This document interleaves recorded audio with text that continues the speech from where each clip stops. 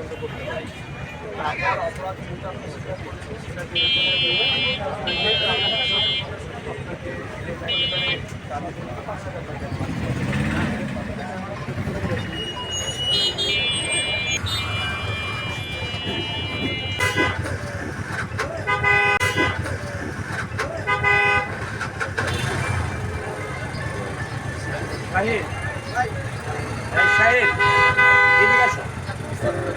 আমি একটু পিটিসি দিব।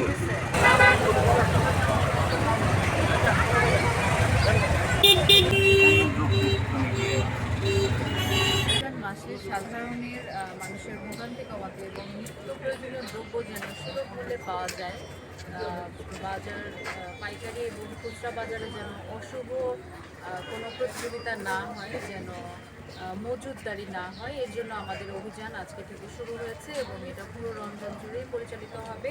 আমাদের মূল উদ্দেশ্যটাই হচ্ছে গিয়ে মানুষের জনজীবনের এই যে দৈনন্দিন যে ক্রয়, তাদের এই ক্রয়টা যেন সহনীয় হয়, এই জন্যই আমাদের এই পরিচালনা অব্যাহত থাকবে। এছাড়াও আমরা বাড়তি আরও একটা বিষয় দেখছি যে গ্যাস সিলিন্ডারের যে অসহনীয় দামের বিষয় আমাদের কাছে প্রায় অভিযোগ আছে, এই বিষয়েও আমরা খুব নজরদারিতে রাখছি। আমাদের এই নজরদারিটা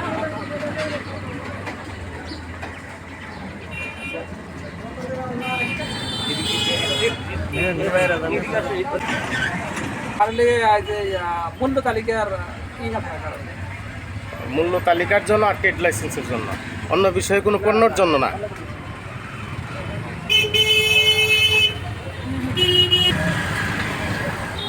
আমি এই পাখাল বাজারে বড় একটি ফলের দোকানের যে বিক্রি করে মহাজন, তার কিছু বিশেষ বক্তব্য নেব যে এই পণ্যগুলি ন্যায্য দামে বিক্রি করে কিনা। আপনার নাম কি? এদিকে আসুন। মুস্তফা। আরও আগে। আমার নাম মোস্তফা।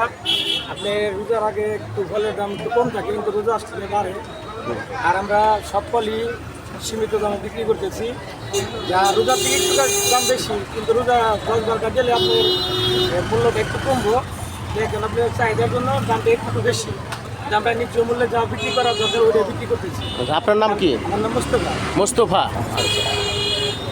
মোস্তফা ভাইয়ের কাছে জানতে পেলাম যে রোজার আগে একটু ফলের দাম স্বাভাবিক থাকে, তার পরবর্তীতে রোজা শেষ হলে এই ফলের দামটি একটু কমে আসে।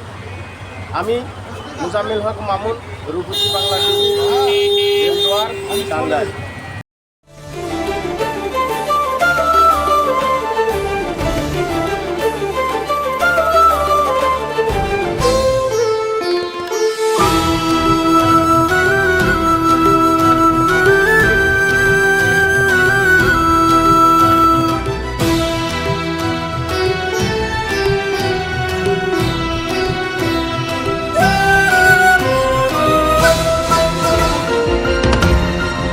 টেকনাফ থেকে তেঁতুলিয়া, রূপসা থেকে পাথুরিয়া, বিশ্বজুড়ে রূপসী বাংলা।